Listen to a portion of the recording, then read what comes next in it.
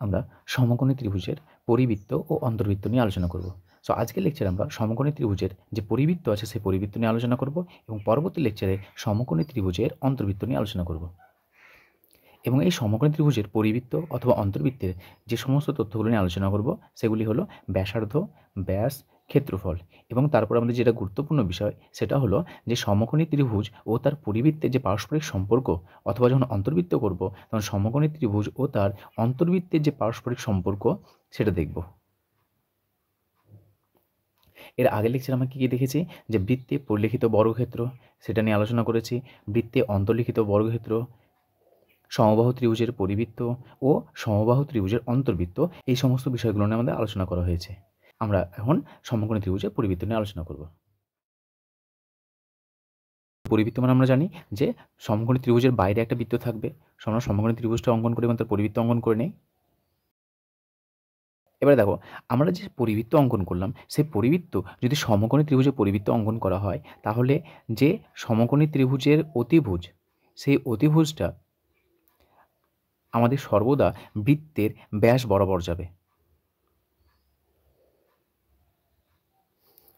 দশম শ্রেণীতে ক্লাস 10 দশম শ্রেণীতে তোমাদের যখন এই পরিবৃত্ত অঙ্কন রয়েছে তখন দেখবে যে এই সমকোণী ত্রিভুজে আমরা যখন পরিবৃত্ত অঙ্কন করব তখন এই যে ব্যাস রয়েছে বৃত্তের, এই বৃত্তের ব্যাস সর্বদা সমকোণী ত্রিভুজের অতিভুজ হবে। এটা হলো আমাদের 90 ডিগ্রি, এটা হলো আমাদের অতিভুজ। So A B C. So এখানে ধরে নিচ্ছি যে মনে করি ত্রিভুজ এ বি সি হলো সমকোণী ত্রিভুজ যার অতিভুজ সমান এসি এবং কেন্দ্রটা ধরে নাও এটা হচ্ছে ও এবং ও হলো ত্রিভুজ এ বি সি এর পরিবৃত্তের কেন্দ্র। সো এখানে আমাদের জানার কী কী বিষয় আছে? আমাদের তথ্য রয়েছে নাম্বার 1, সমকোণী ত্রিভুজের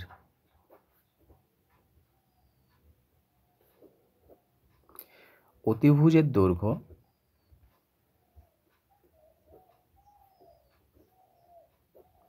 সমান এই যে বৃত্ত রয়েছে সে বৃত্তের ব্যাসের সঙ্গে সমান হয়, সমান বৃত্তের ব্যাসের দৈর্ঘ্য। অর্থাৎ আমরা কি লিখতে পারি? দ্যাট ইজ সমকোণী ত্রিভুজ অতিভুজ, অতিভুজ কত আমাদের এসি। সো এসি সমান 2r, যেখানে আর সমান বৃত্তের ব্যাসার্ধ। সো এই 1 নম্বর পেলাম। আর দ্বিতীয় নম্বর হচ্ছে যে এখানে এই যে ও কেন্দ্রীয় বৃত্ত পেয়েছি সেই ও কেন্দ্রীয় বৃত্তের এই কেন্দ্রটা আমাদের ঠিক অতিভুজের মাঝ বরাবর থাকবে। অর্থাৎ দ্বিতীয় নম্বর হচ্ছে সমকোণী ত্রিভুজের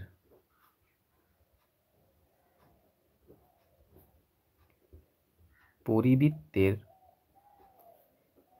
কেন্দ্র হলো সমকোণী ত্রিভুজের অতিভুজের মধ্যবিন্দু।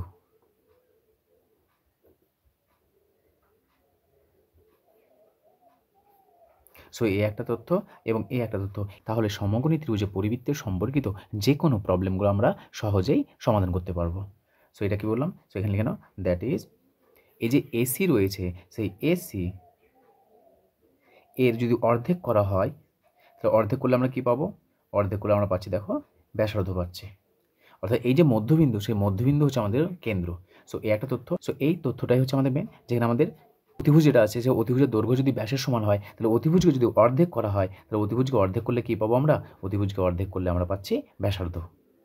তোমরা এখানে শুধুমাত্র এই দুটো তথ্য মনে রাখবে যে কোনো সমকোণী ত্রিভুজ, সেই ত্রিভুজে যদি পরিবৃত্তের কেন্দ্র ও হয়, তাহলে এখানে আমরা কি পাচ্ছি যে সমকোণী ত্রিভুজের অতিভুজের দৈর্ঘ্য, এই যে অতিভুজটা, সেই অতিভুজের দৈর্ঘ্য সর্বদা কার সঙ্গে সমান হবে? বৃত্তের ব্যাসের সঙ্গে সমান হবে। অর্থাৎ AC সমান হবে আমাদের 2r, যেখানে r হলো বৃত্তের ব্যাসার্ধ। আর যদি ব্যাসার্ধ হয় তাহলে ব্যাস আমরা জানি 2r হয়। এবং সমকোণী ত্রিভুজের পরিবৃত্তের কেন্দ্র হলো সমকোণী ত্রিভুজের অতিভুজের মধ্যবিন্দু। তাহলে নিশ্চয়ই বুঝতে পারছি আমরা এখানে অতিভুজের যদি মধ্যবিন্দু হয়, তাহলে এখান থেকে কী পাচ্ছি আমরা? এই যে AC, অতিভুজকে যদি অর্ধেক করা হয় তাহলে কী পাবো? অতিভুজকে অর্ধেক করলে আমরা ব্যাসার্ধের মান পাবো। কার ব্যাসার্ধের মান? সমকোণী ত্রিভুজের পরিবৃত্তের ব্যাসার্ধের মান। এবার আমরা একটা সমকোণী ত্রিভুজের পরিবৃত্তের সম্পর্কিত প্রবলেমের সমাধান। আমরা একটা প্রবলেম নিয়েছি, একটি সমকোণী ত্রিভুজের অতিভুজের দৈর্ঘ্য 14 সেমি হলে তার পরিবৃত্তের ব্যাসার্ধ ও ক্ষেত্রফল নির্ণয় করতে বলেছে। তাহলে যেহেতু আমাদের সমকোণী ত্রিভুজ বলেছে, এটা অতিভুজ, এটা হলো আমাদের সমকোণী ত্রিভুজ। সেই সমকোণী ত্রিভুজের A, এটা C, B, তো কী দিয়ে দিয়েছে আমাদের? প্রদত্ত ABC সমকোণী ত্রিভুজের AC অতিভুজ কত বলে দিয়েছে? 14 সেমি। 14 সেমি। আমরা কি জানি? আমরা জানি যে অতিভুজের যে দৈর্ঘ্য সেটা হচ্ছে আমাদের কি বৃত্তের ব্যাস। তাহলে অতএব পরিবৃত্তের, অবশ্যই সমকোণী ত্রিভুজের পরিবৃত্তের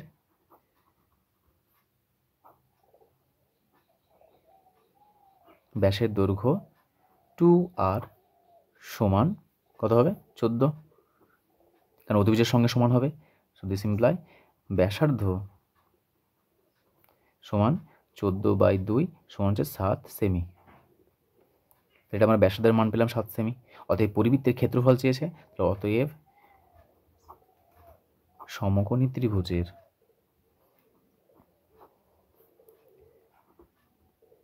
পরিবৃত্তের ক্ষেত্রফল, আমরা বৃত্তের ক্ষেত্রফল জানি, সে পরিবৃত্ত বলুক অন্তর্বৃত্ত বলুক, যেহেতু বৃত্ত শব্দ লেখা আছে, সুতরাং বৃত্তের যে ক্ষেত্রফলের সূত্র সেটা আমাদের অ্যাপ্লাই হবে। সো কত হবে? πr² বর্গ সেমি। মানটা বসো, পায়ের মান নিয়ে = 22/7 ইন্টু r² মানে কি 7 গণিত 7, স্কোয়ার আছে ডবল 7 লিখলাম, 7-এর সঙ্গে 7 ক্যান্সেল হচ্ছে। তারপর দেখো কত হচ্ছে আমাদের? 7 × 2 = 14, 1 7 × 14 1 15 154 বর্গ সেমি। তাহলে দেখো কত সহজেই আমরা একটি সমকোণী ত্রিভুজের অতিভুজের মান দেওয়া ছিল, সেই অতিভুজের দৈর্ঘ্য থেকে তার পরিবৃত্তের যে ব্যাসার্ধ আর ক্ষেত্রফল কত হবে সেটা আমরা নির্ণয় করলাম।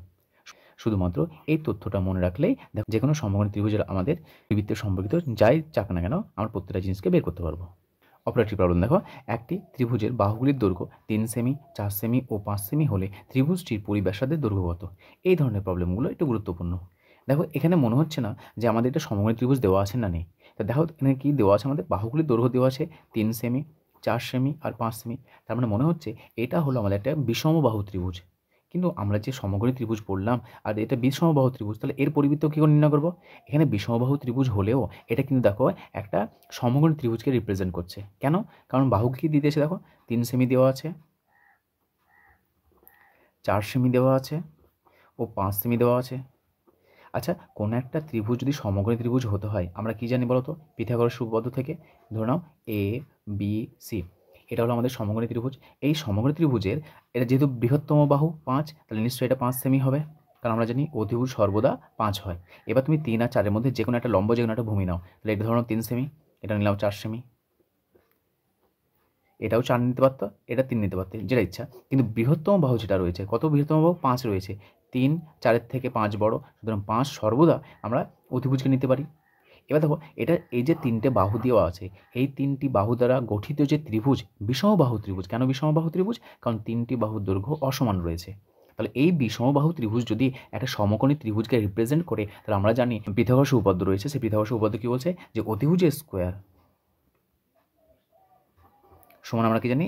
লম্ব স্কোয়ার প্লাস ভূমি স্কোয়ার। যদি এই রিলেশন স্যাটিসফাই করে, এই সম্বন্ধ স্যাটিসফাই করে, তাহলে এই 3টি বাহু দ্বারা গঠিত ত্রিভুজটি একটা সমকোণী ত্রিভুজ হবে।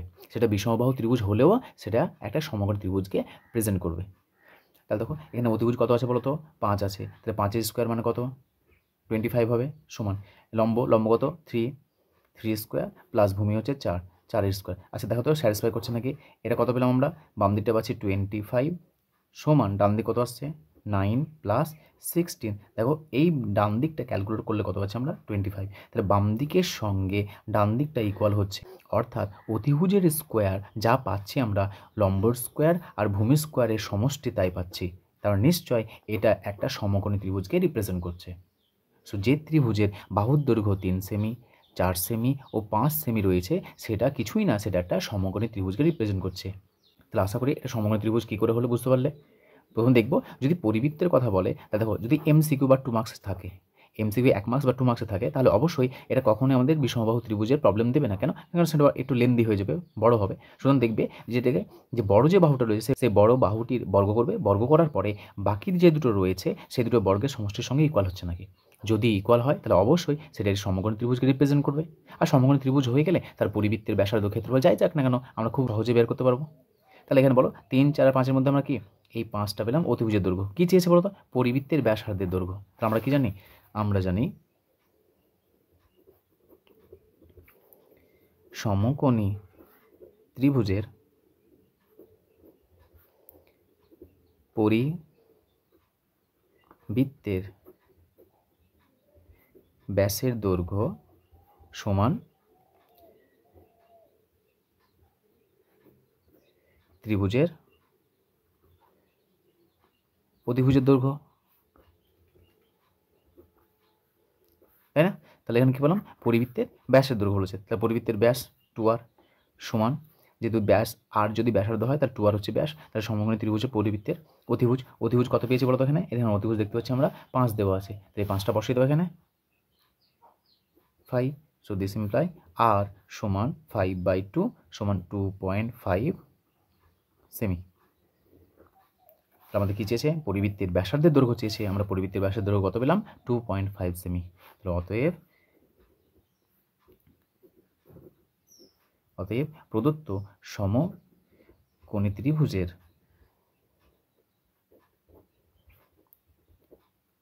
পরিবৃত্তের ব্যাসার্ধের দৈর্ঘ্য সমান 2.5 সেমি। সো এখানে যদি 2 মার্কসে থাকে তাহলে এটা করে দেখাবে যে এটা একটা সমকোণী ত্রিভুজকে রিপ্রেজেন্ট করছে। আর যদি এমসিকিউ থাকে, শূন্যস্থান পূরণ থাকে, সত্য মিথ্যা থাকে, তাহলে এখানে কী করবে? শুধুমাত্র দেখবে অতিভুজ কত রয়েছে, কিচ্ছু না। অতিভুজের মান 5 দেওয়া আছে, তাহলে ব্যাসার্ধ কত হবে? 5/2। অতিভুজের অর্ধেক হয়ে যাবে। তাহলে অতিভুজের অর্ধেক হলে কত হচ্ছে এখানে আমাদের? 2.5। শুধুমাত্র দেখো 3 সেকেন্ডে অ্যান্সার হয়ে যাবে। সেইভাবে যদি আমাদের সমকোণী ত্রিভুজ দেওয়া থাকে বা সমকোণী ত্রিভুজ না বলে দেওয়া থাকলেও যে বাহুগুলো দেওয়া থাকবে সেই বাহুগুলির মধ্যে যদি সমকোণী ত্রিভুজকে রিপ্রেজেন্ট করে তাহলে আমরা যে বড় বাহুটি রয়েছে সেই বড় বাহুটির অর্ধেকটাই হচ্ছে আমাদের কি? তোমার ব্যাসার্ধের দৈর্ঘ্য।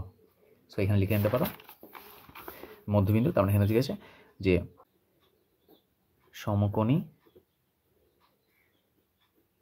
ত্রিভুজের পরিবৃত্তের ব্যাসার্ধের দৈর্ঘ্য সমান অতিভুজের